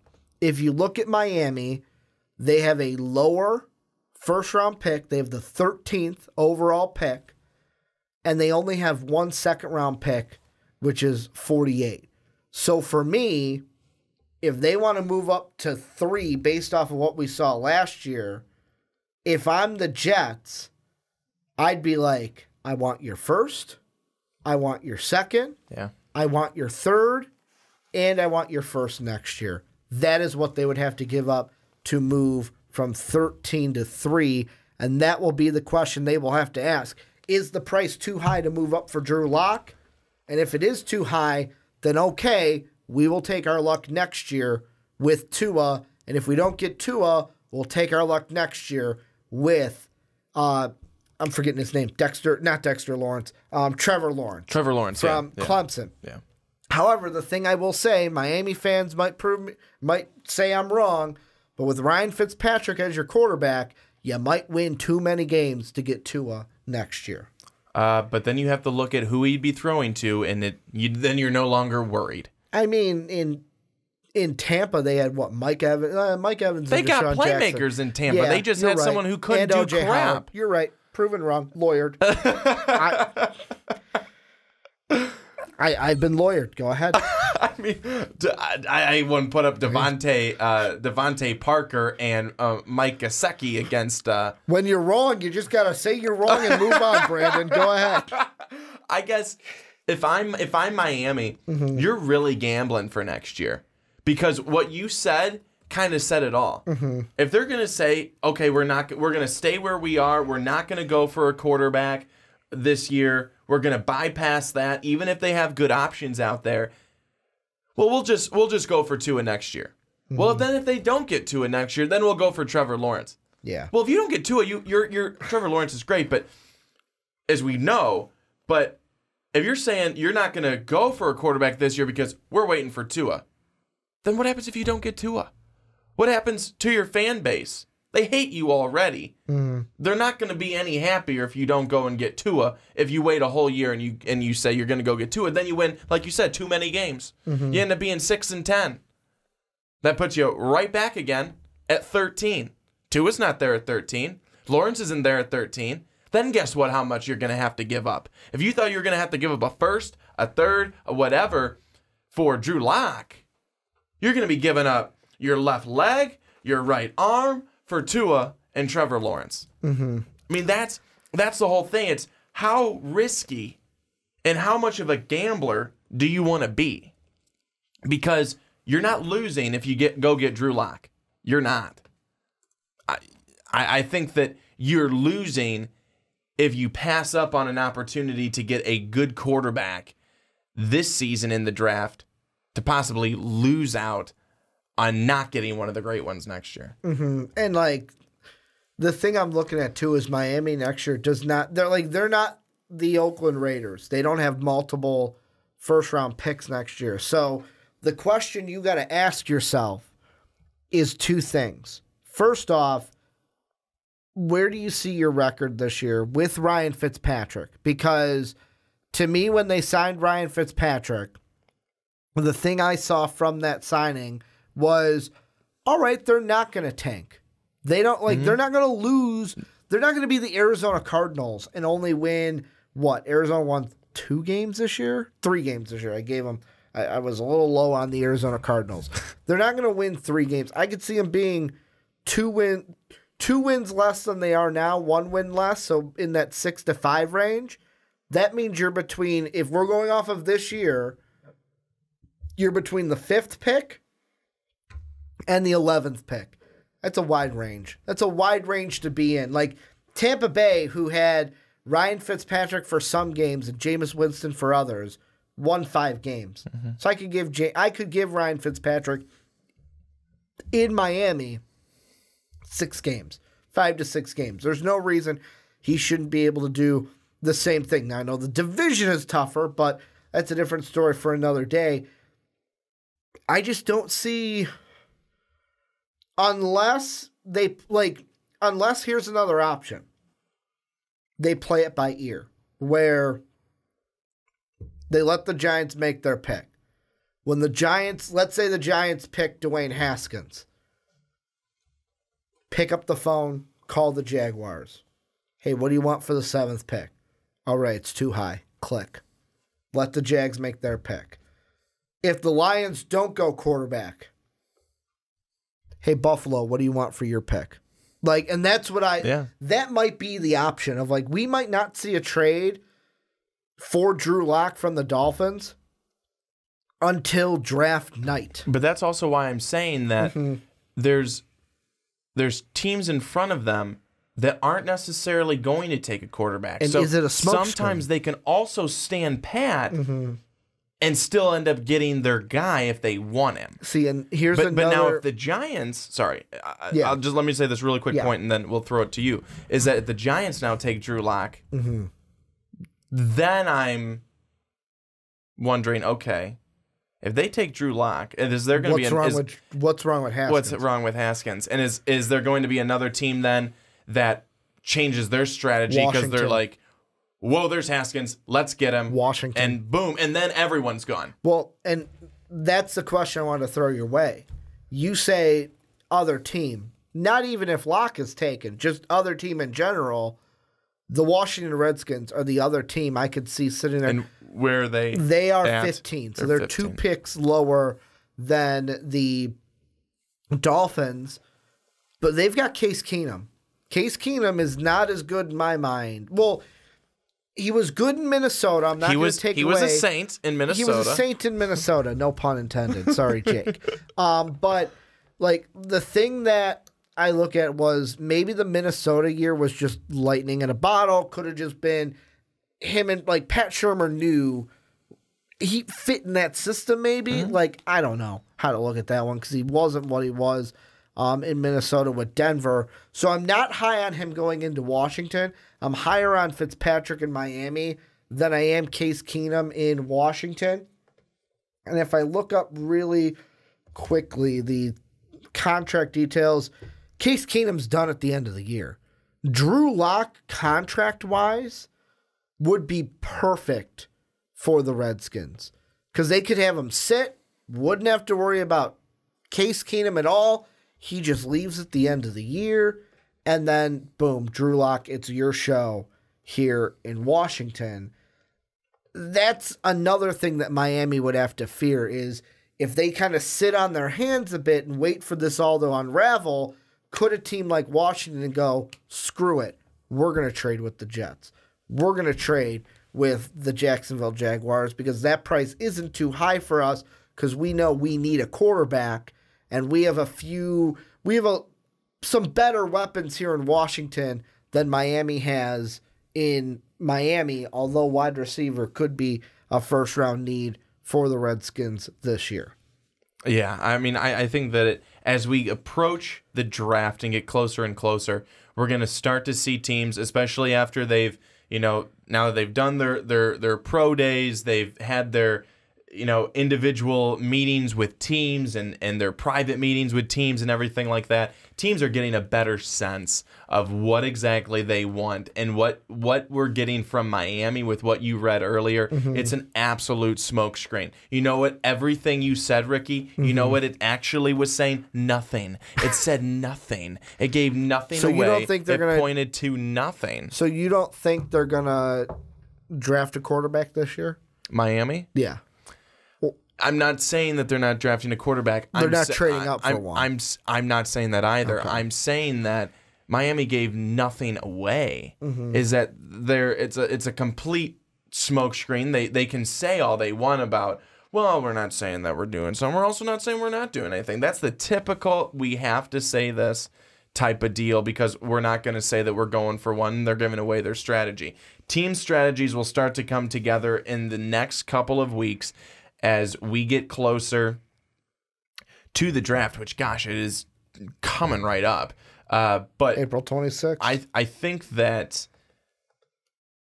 Miami would be silly if they did not go for a quarterback this year. I really do. I think that they would be silly if they didn't go for one. They need to start winning. And I know that they've got Ryan Fitzpatrick in that position right now, and they have him as a possible holdover while they wait to get a Tua or a Trevor Lawrence next year. But again, like you said, I want to go and hit that point home, is that Ryan Fitzpatrick might give you too many wins, and then you're going to be in a really tough spot and have to pay the world and top dollar for the number 1 or number 2 quarterback in the draft. Do you want to do that? Are you willing to give away potential future picks, which personally, as a GM, I would be. I hate picks. I want players. But I think that's going to be the thing. Sure. Let me throw this trade out at you. You are now the GM of the Jets. Okay.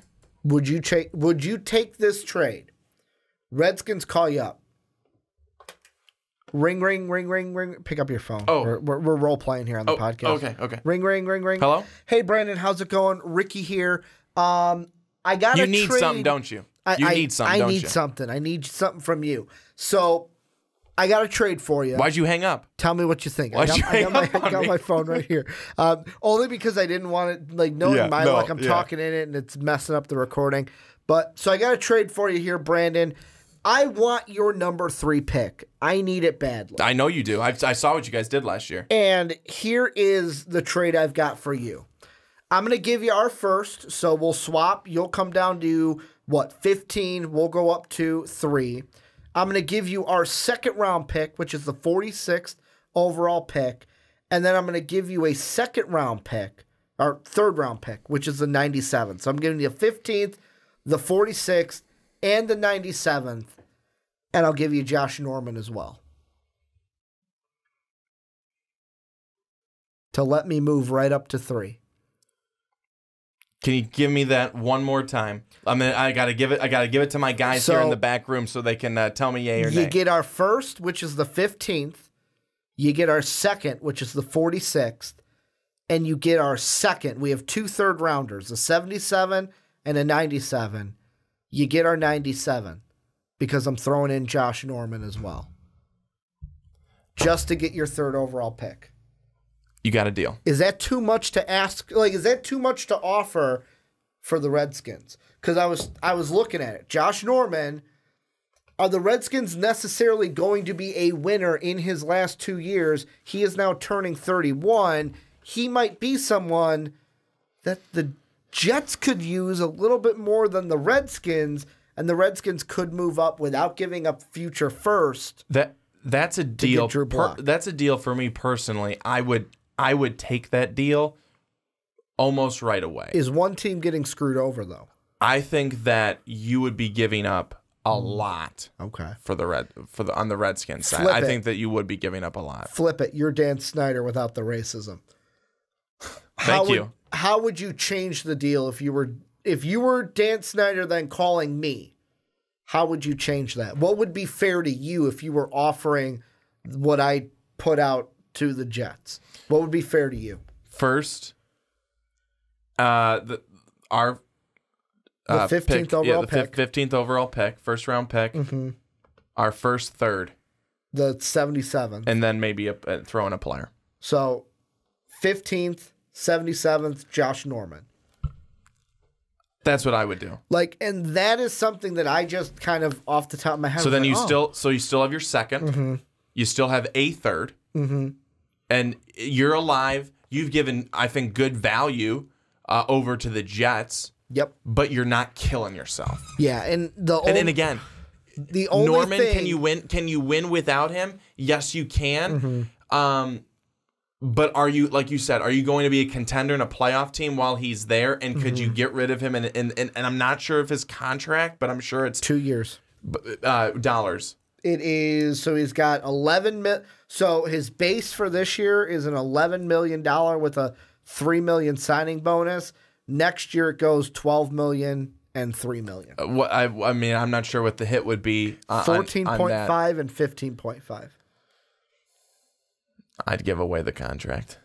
I'd get rid of it. I'd take it off the books if I could.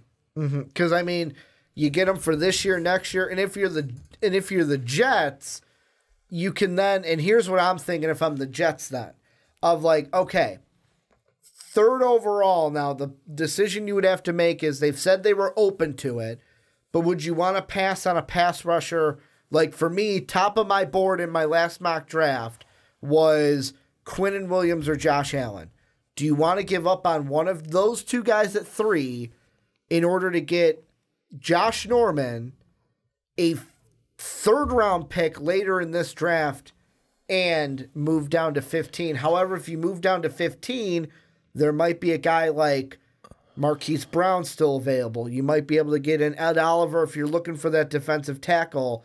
Depending on where you're going. You're talking about if you're the Jets now. Yeah. Like you can move to 15 and still get some value from where you're at because of how deep this draft is defensively and because there could be wide receivers there for you to give Darnold someone to throw to. That's exactly where I'd be going.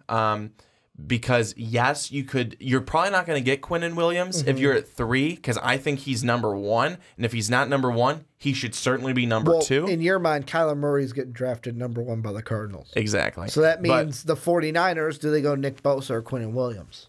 And if you're smart, you go Quinnen Williams. But I think then, yes, maybe there's a possibility for him at number 3, but I would definitely be fine going to 15, getting that if that's the phone call, and that's what's offered, getting that, and then getting a wide receiver. You need playmakers. You now have Le'Veon Bell. Yeah. You need more playmakers. You need so you've got Robbie Anderson, who can be real, real good, great threat. But then after that, you've got just kind of mediocre guys. You need another guy in there who's going to make some noise on your team and definitely help out Darnold.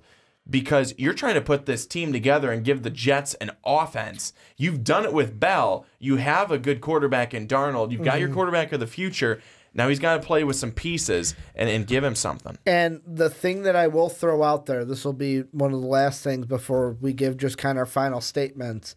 Why Miami, if they want a quarterback, if they want a quarterback, and I know this has kind of turned into a lot of trade talk because that.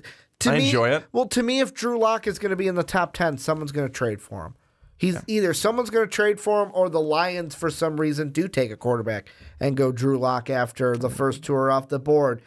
Here's why, if I'm the Dolphins, the only way you're getting Drew Lock is if you trade up. I'm going to read off the teams after the top 2 that need cornerback as one of their top 5 needs. You ready for this? Cornerback, okay. Defensively. Like Josh Norman, and that's why the Redskins could offer this deal. The Jets at 3, 3rd overall need. The Raiders at 4, 4th overall need. The Bucks at 5, 2nd overall need. I'm going to skip the Giants because even though cornerback is their 3rd overall need, they take quarterback. Yeah. The Lions at 8, 1st overall need. The Bills at 9, 4th overall need. there are the Bills, the Lions, the Bucks, the Raiders, 5 of those teams that I listed between 5 and 10 all need a cornerback in some way or another, and the Redskins could offer that to them in Josh Norman. Yeah, no, I think you're right. I think that it really makes for an interesting scenario, and that's why this is always fun, and it's really fun to be able to talk about it. It's just, what is your... Is it scenario or scenario? Because I've heard it 2 different ways. Tomato on that one.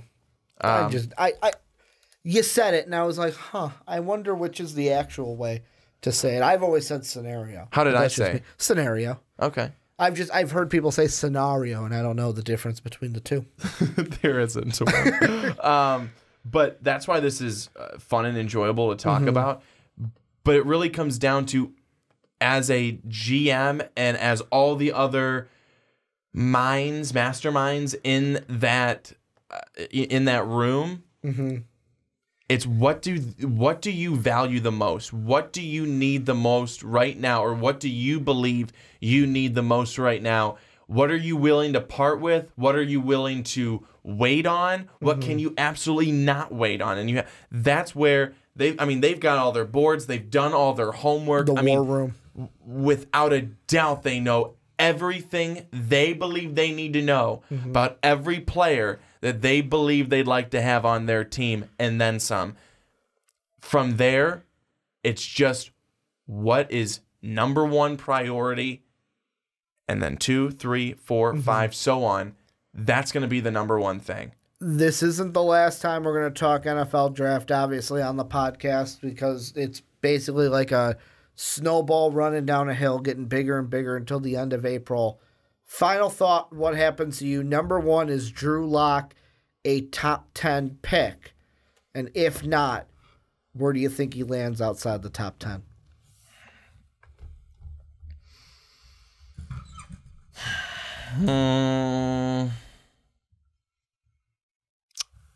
I don't know. I know that he is... At the beginning of this podcast, I said, no, I don't think he's going to be a top 10 pick. Talking you into it. You're talking me into it. I think that he's going to, I think he may end up being a top 10 pick. I'm just not sure where he will end up. But there could be a sneaky team that moves up. I think that we've talked enough and you've said enough on your side. I think that he could very well be a top 10 pick by a team that probably trades up to get him. I mean, some teams we haven't mentioned yet. Broncos could trade up. I know they got Joe Flacco, but could trade up if they really like him. The Bengals. I know that many people have said, is it time to move on from Andy Dalton? If they really fall in love with them, they could maybe trade up for him. It'll be interesting to see how this goes. Panthers, do they kind of start feeling like, you know what, Cam is not going to be the future. We're going to let this contract ride out and then let it be that. My main two are if he gets in the top 10, he's a Dolphin, he's a Redskin. He's one of the two, either outside the top 10, inside the top 10. I think he is a top 10 pick because I feel like one of those two teams, it's going to be kind of a bidding war between them.